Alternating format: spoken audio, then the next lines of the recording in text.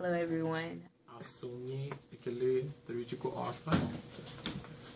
name is Mallory Moton. My name is Emmanuel Kolawole.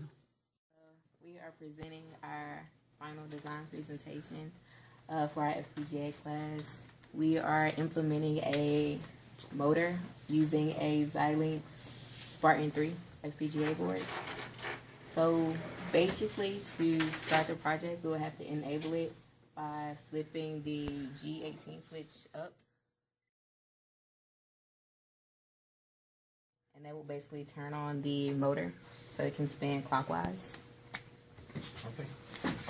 We also have considering the direction of our motor, and the input here indicates H18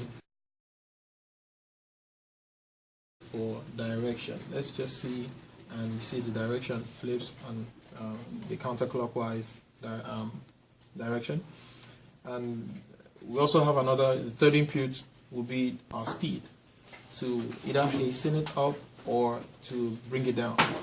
Now, to increase our speed, to actually bringing it down, and this is the count of it's 125 steps per second, and it's actually very slow. To increase our speed, increase it to like this 500 steps per second. Yes, and that does it for our inputs. Okay, right now it's running, so everything is working fine.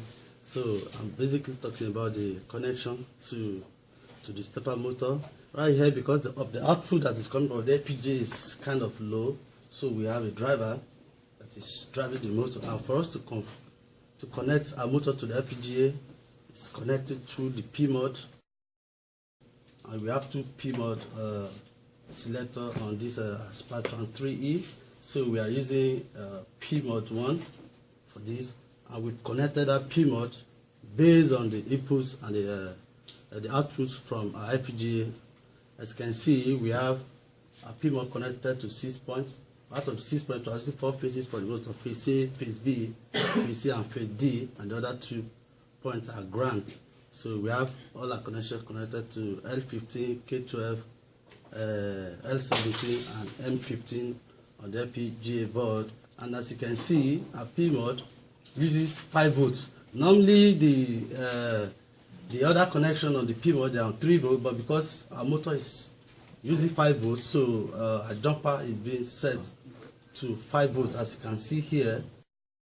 So our jumper is on 5 volts, where you have other ones on 3 volts, because our motor is 5 volts, and as you can see, our driver, everything is working.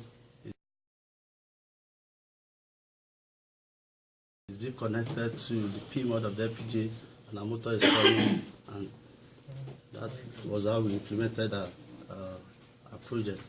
Thank you, everyone. Yeah, okay.